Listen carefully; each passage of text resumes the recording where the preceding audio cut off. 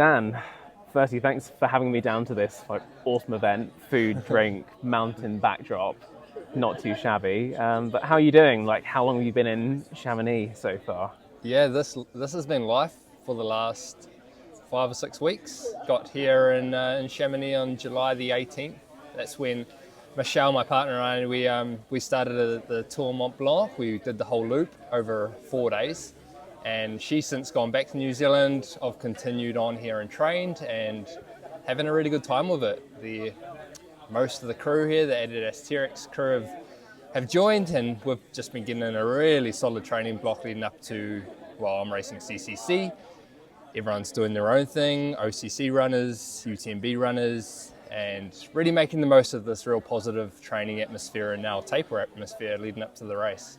Yeah, nice. And you were just telling me before we started recording that you've been in Europe since April? Well, I was over in the US. Over in the US, okay. Since April, where I raced Canyons, 50k, and then on to Western States where I raced, and then since then we had a little bit of a holiday in Costa Rica, and then we shot across to Europe, and then here. Yeah, because you were 4th at Western States. That's right. Yeah, how was that race overall? Yeah, it was, again, I'd raced Western States the previous year as well and finished 5th.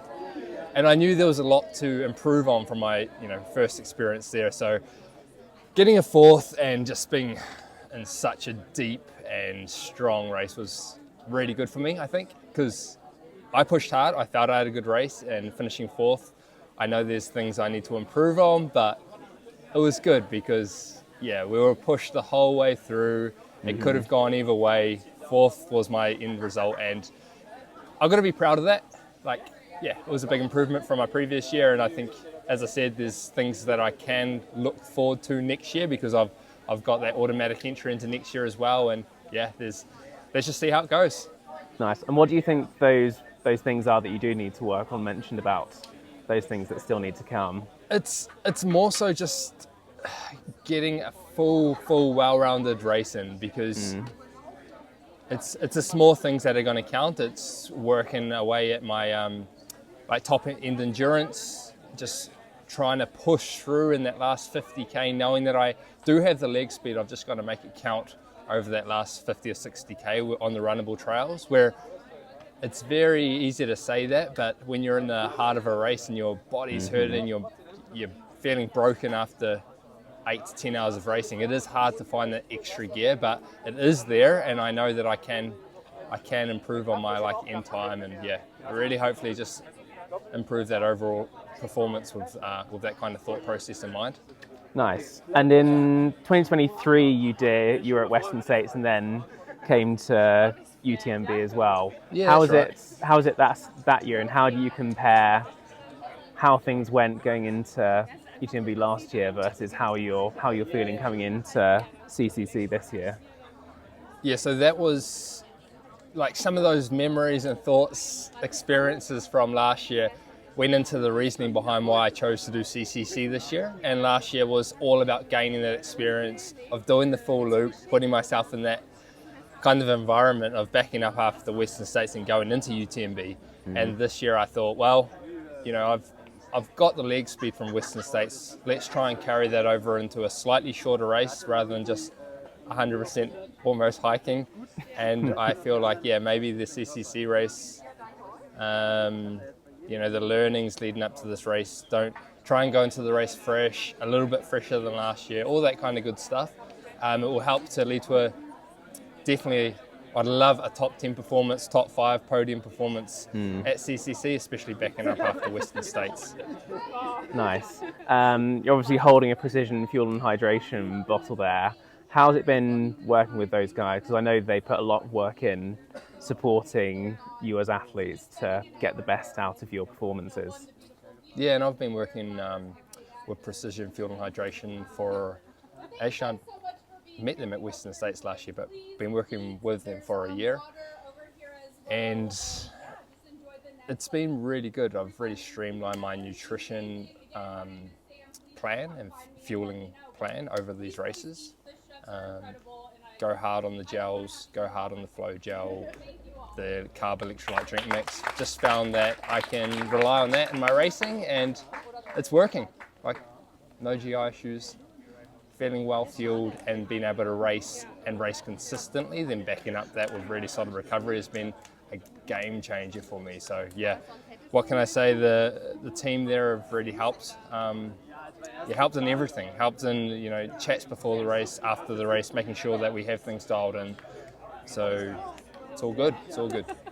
Awesome. So come race day, what's the thing you're most looking forward to? And also, is there obviously any distance when you're doing anything 100k, Yeah. there's going to be hard moments. Like, how do you mentally prepare for those, as well as hopefully having some fun and enjoyable moments in there, even if fleeting?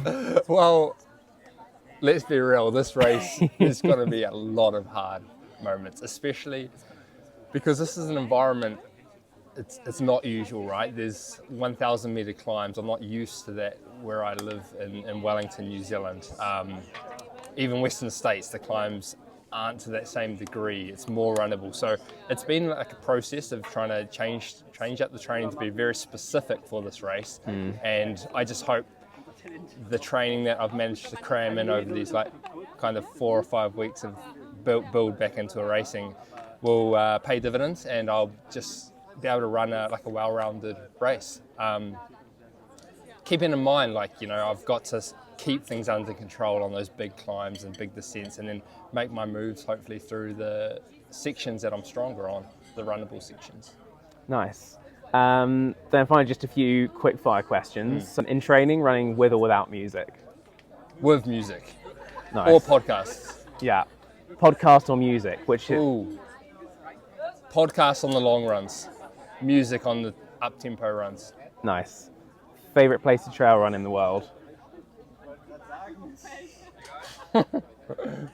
If Hayden's watching, Cedar City, Utah, it was my second home for a while then. It's a good place.